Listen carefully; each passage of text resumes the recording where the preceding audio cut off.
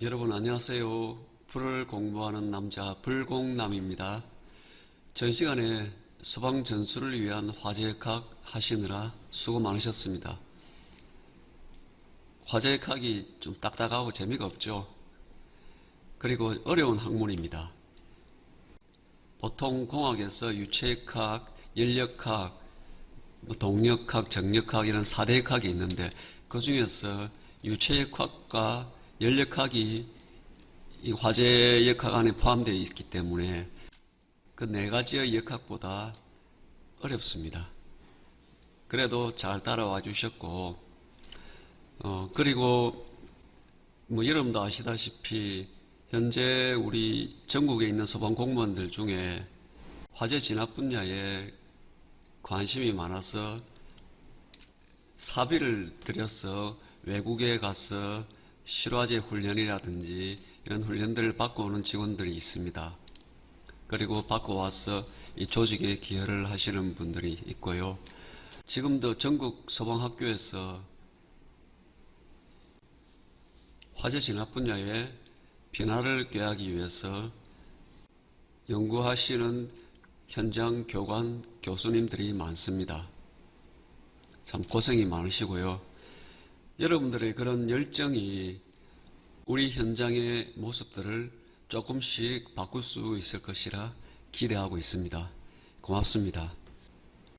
이번 시간에는 플로우 패스에 대해서 알아보도록 하겠습니다. 플로우는 유동이고 패스는 경로죠. 그래서 유동 경로 정도로 생각하시면 될 것 같고 저는 플로우 패스라 부르도록 하겠습니다. 플로우 패스는 중요한 개념이지만은 국내에는 많이 알려지지 않아 조금 안타깝습니다. 그리고 플로우 패스 하기 전에 화재역학 강의를 보시지 않은 분들은 역학을 공부하시고 들어오시기 바랍니다.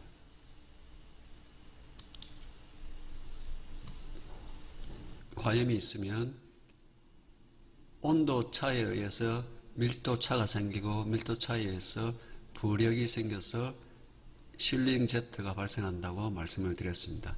이 실링 제트는 저항이 적은 쪽으로 흐르게 됩니다. 저항이 적다는 말은 뭐죠? 압력이 낮다는 거죠. 그래서 이쪽 압력이 높은 부분에서 압력이 낮은 부분으로 실링 제트가 흐르는 겁니다. 즉 연기의 유동이 발생한다는 겁니다. 정의를 보면 화재구역의 높은 압력으로 인해 열과 연기가 낮은 압력의 구역으로 흐르는 것을 플로우 패스라고 합니다. 이 정의는 UL의 소방 관련 연구소에서 실시한 테스트, 즉 수직 배연과 진압 전술의 영향에 대한 보고서죠. 거기에 처음으로 나옵니다. 하지만 이 플로우 패스를 쓰는 분들에 따라 정의가 조금씩 달라지고 있더라고요. 그래서 저는 이 정의를 가지고 왔습니다. 참고로 이쪽 그림을 보면 좀 다르죠. 이 부분은 창문이 닫혀 있고 이 부분은 창문이 열려 있습니다. 이 빨간 선이 뜨거운 가스층, 연기층이죠. 이 부분이 시원한 공기가 들어가는 거죠. 중성대 밑으로 시원한 공기가 들어가고 뜨거운 연기가 나오죠.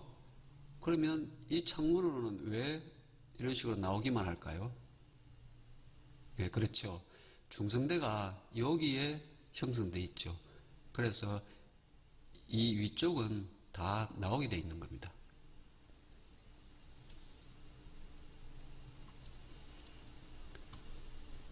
여러분들이 플로우 패스를 이해하는 것이 중요합니다. 왜 그런지 보도록 하겠습니다. 플로우 패스에 따라서 연소가 확대되죠. 그래서 그 연소 확대로서 매년 소방관들이 화염에 갇히거나 뛰어내림 등으로 사상자가 발생하고 있습니다. 즉, 이 플로우 패스를 예측하지 못했다는 거죠. 어디로 형성될지. 그리고 화재 역학 시간에 대류에 대해서 설명을 드렸습니다. 지하화재 같은 경우에 화재가 커지면 이런 식으로 HRR 증가로 연기의 온도와 속도가 증가한다고 했습니다. 이런 식으로 연기와 속도가 증가하는데 초기에는 중성대 밑에 층으로 시원한 공기가 들어왔지만은 시간이 경과하면 HRR이 커지면 전체가 다 검은 연기가 빠져나갑니다. 자, 그러면 이 온도와 속도가 증가하기 때문에 대원이 받는 대류 열전단은 상당할 것입니다. 자, 그러면 탈진이라든지 화상을 입게 되고 그리고 면체가 녹습니다. 그런 위험성이 있죠. 그리고 여러분들이 플로패스를 이해해야 되는 또 이유가 있죠. 이 친구가 이 흐름을 보면 화점이 어디에 있는지 예상할 수 있다는 겁니다. 그래서 빠르게 화점 공격이 가능하다는 거죠. 그리고 다음은 고층 건물 같은 경우에 연기의 유동은 고압에서 저압으로 흐른다고 제가 앞 시간에 말씀드렸습니다.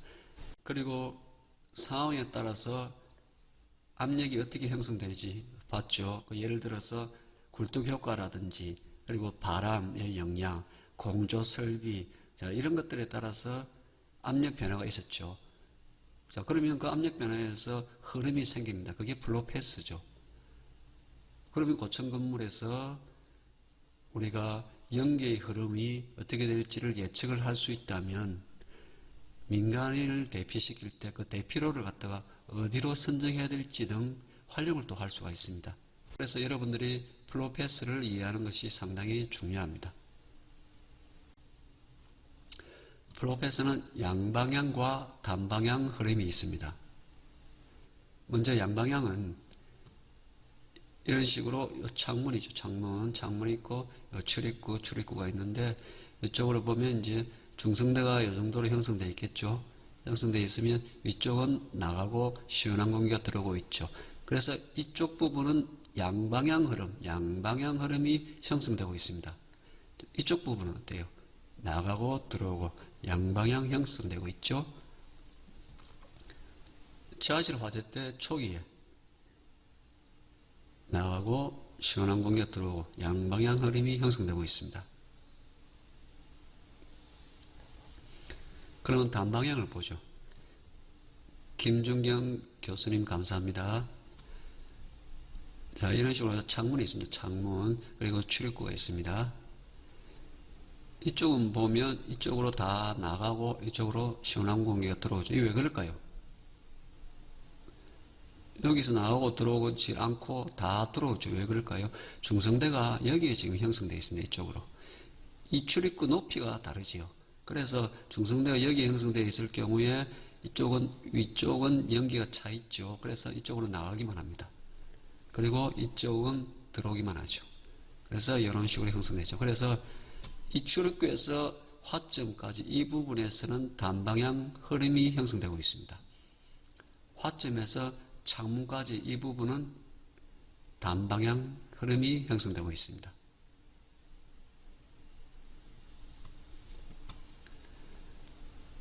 이 화염이 보이지만은 이쪽으로 아무것도 나오지는 않죠. 연기라든지 화염이 나오지는 않고 있습니다. 그래서 이 부분은 지금 시원한 공기가 들어가고 있는 부분이죠. 그래서 단방향이 형성되고 있습니다. 이쪽 유리창이 오픈되어 있는데 이쪽으로 뜨거운 열기, 검은 연기가 나오고 있습니다. 그래서 이 부분도 단방향이죠. 단방향이 이 안쪽에서 형성되고 있다는 거죠. 플로패스 연습을 해보도록 하겠습니다. 2층짜리 단독주택에 출입구가 있습니다. 여러분이 진입하는 출입구와 그리고 2층에 방에 창문이 있습니다. 그리고 2층은 계단을 통해서 실내에 있는 계단을 통해서 올라갑니다. 여기 1층에 불이 났을 때 어떻게 될까요? 연기의 흐름이 그렇죠. 불에게 의해서 위로 떠져 실링 제트가 형성되고 더 이상 빠져나가지 못하기 때문에 이런 식으로 점점 쌓이게 되겠죠. 중성대가 점점 내려오겠죠. 그래서 이런 것들은 플로 패스가 형성된다고 하지는 않습니다. 그리고 창문 틈을 따라 공기가 들어오겠죠. 자, 파란색은 신선한 공기고 빨간색은 뜨거운 연기입니다. 자, 이런 식으로 들어오죠. 그러면 구조대원이 사다리를 타고 올라가서 창문을 열고 진입을 해서 검색을 하고 있습니다. 이때 플로 패스는 어떻게 형성될까요?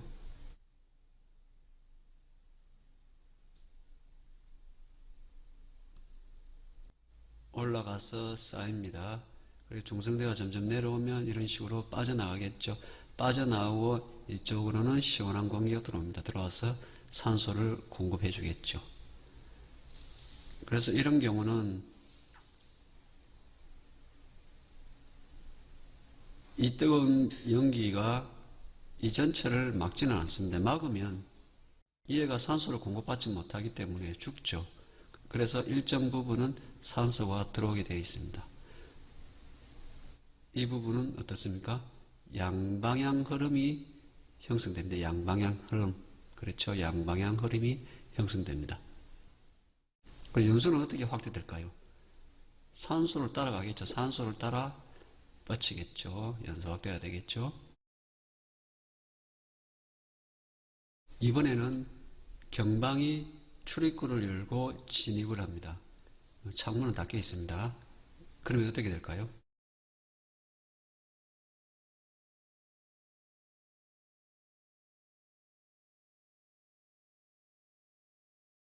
중성대가 내려오죠. 내려와서 이런 식으로 되겠죠. 중성대가 여기 되면 나갑니다. 중성대가 여기 있을 때는 나가고 요 밑으로는 들어오겠죠. 들어오는데 중성대가 점점 낮아졌습니다. 그래서 여기에 형성됐겠죠. 그러면 나가고 들어오겠죠. 이런 식으로. 그래서 양방향 흐름이 형성되고 있습니다. 연소 확대는 어떻게 될까요? 자, 산소가 있는 쪽으로 가겠죠. 그래서 이런 쪽으로 가는 경향이 있겠죠. 다음은 창문과 출입구가 다 열려 있는 상태입니다. 이때는 어떻게 형성될까요?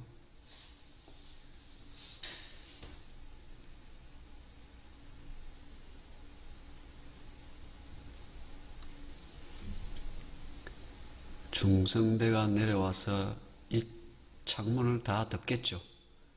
덮고 이 앞에서 설명할 때는 산소를 끌어당겼는데 여기서는 산소가 밑에서 공급이 되기 때문에 굳이 여기서 산소를 끌어당길 필요가 없죠. 그래서 이 부분은 거의 나가는 연기가 있겠죠. 그래서 단방향이 여기 형성되겠죠. 단방향 흐름. 자, 이쪽도 마찬가지입니다. 이쪽도 산소가 다 들어오겠지만은 이 화재가 커지면, 그죠? 연기가 많이 나오겠죠. HRR이 커지면 연기가 많이 분출됩니다. 그러면 나가는 쪽이 제한되어 있기 때문에 이쪽에도 나가겠죠. 중성대가 계속 내려와서 이쪽도 나가게 됩니다. 그러면 중성대, 유중대 형성될 수도 있겠죠. 그러면 여기에 양방향이 형성될 수도 있습니다. 그러면서는 지금 단방향이 형성되어 있죠. 연소 확대는 어떻게 될까요?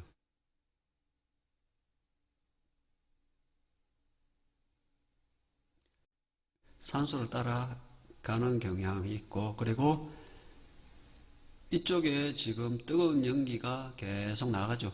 계속 나가면 여기 산소가 지금 공급되기 때문에 HRR이 커지고, 그리고 이쪽으로 나가는 연기의 온도도 계속 높아집니다. 그러면 롤오버가 발생할 수도 있고, 그래서 연소 확대가 이런 식으로 가는 것이죠. 그래서 처음에는 여기에 검은 연기가 나오겠지만은 결국은 화염이 나온다는 거죠. 이 불을 잡지 못하면 이런 식으로 결국은 화염이 나오게 됩니다. 그러면 어떤 플로 패스가 위험할까요? 단방향일까요? 양방향일까요?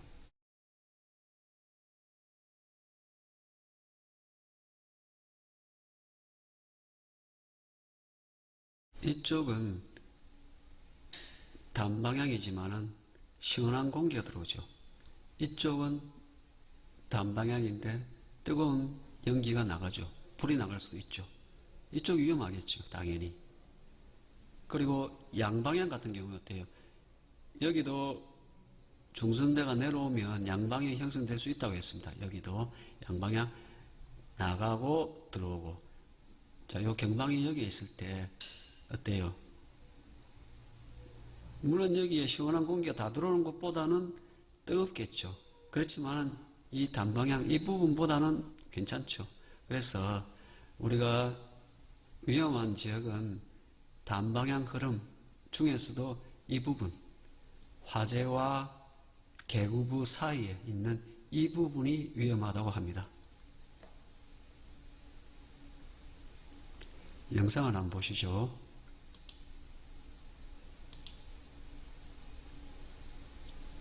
자, 이런 식으로 여기에 창문에 2층 창문에 단방향이 형성되어 있습니다. 그래서 분출하고 있죠.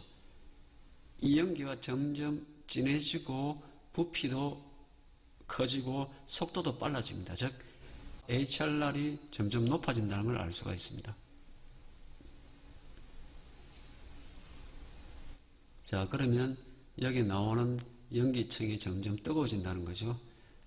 점점 뜨거워져서 결국은 화염이 분출될 겁니다.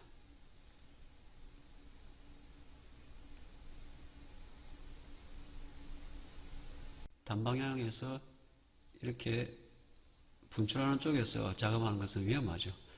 결국 이런 식으로 화염이 분출되는 겁니다. 다음 영상을 보시죠.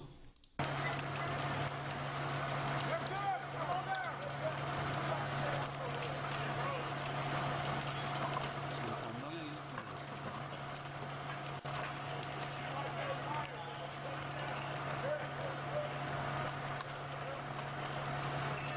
불이 올라오죠.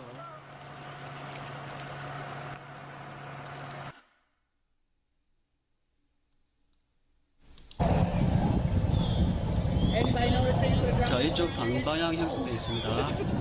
1층에. 아마 이게 지금 바람이 많이 부는데 바람의 영향 때문에 형성된 것 같아요. 그래서 연기는 하얀색입니다. 자, 2층을 한번 볼게요. 2층에서 이제 검은 연기가 나옵니다. 2층에서는.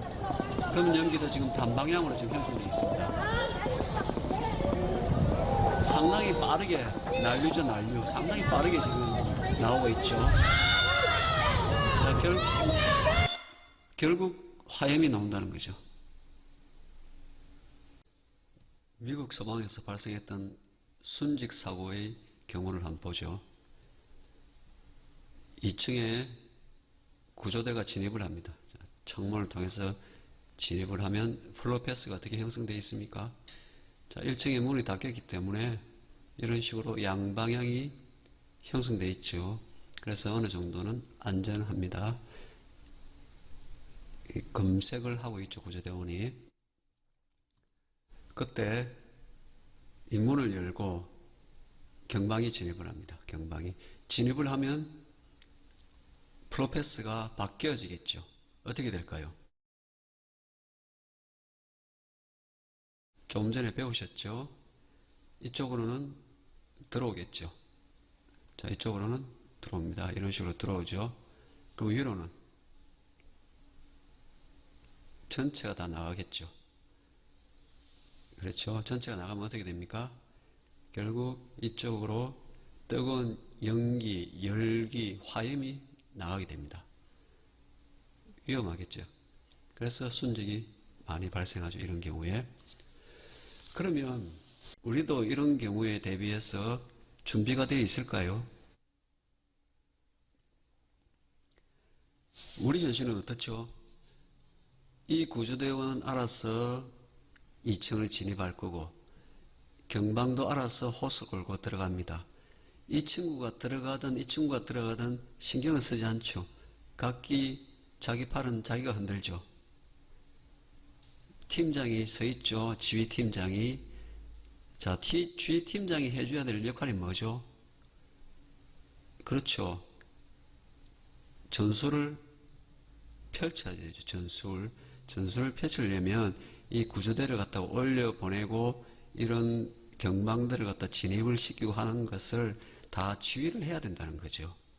지휘를 해서 올라가 있는 직원이 있다면 여기를 못 들어가게 하든지 아니면 대피를 시키고 들어가라고 지시를 하든지 여러 가지 방법들이 있겠죠. 그런 컨트롤을 지휘팀장이 해야 되는 거죠. 자, 그러면 이 전체적인 게 뭘까요? 이게 팀단의 전술훈련이 필요한 목적입니다. 여러분, 팀단의 전술훈련이 우리가 화재를 효과적으로 진압하기 위해서만 필요할까요? 그렇지 않습니다.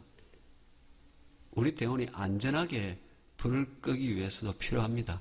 그래서 이 컨트롤 타워가 있으면 이 사람을 위주로 해서 어떻게 작전을 펼치는지 그런 걸 연습을 하는 거예요. 그게 팀단의 전술훈련입니다. 우리가 지금 하듯이 조법 훈련만으로는 부족합니다.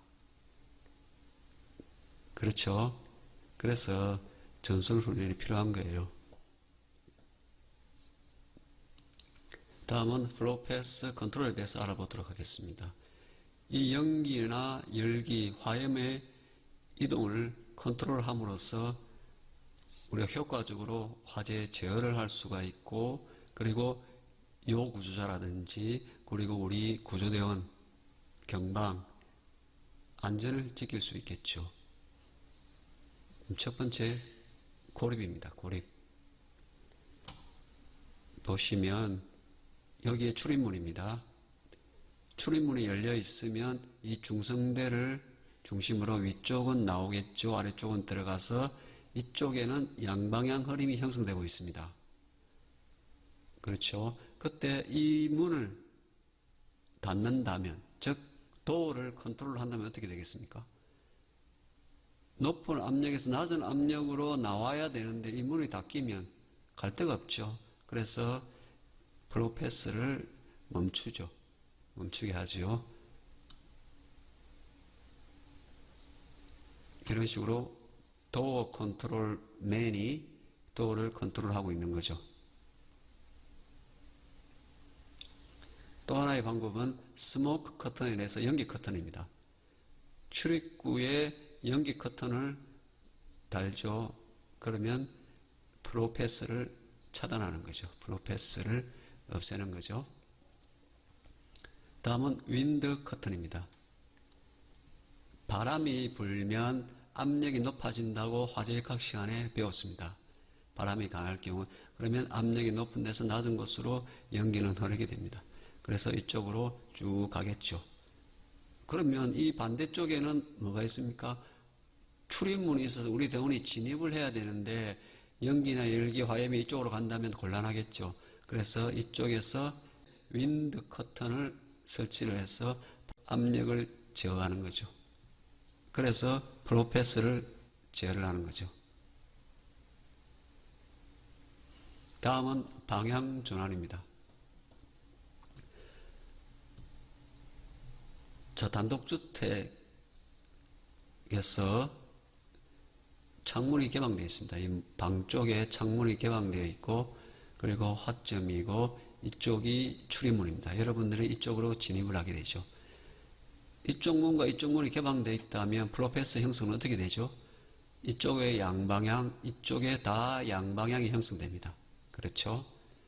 그런데 송풍기를 통해서 바람을 분다면 송풍기는 이 출입구 전체를 덮습니다. 우리가 콘 모양으로 해서 덮는다고 하죠. 덮으면 이쪽에는 바람이 이쪽으로 가죠. 그래서 단방향이 형성되죠. 그리고 여기는 이쪽으로 빠져나가겠죠. 압력이 낮은 쪽이 이쪽이니까 뜨거운 연기가 이런 식으로 빠져나가죠.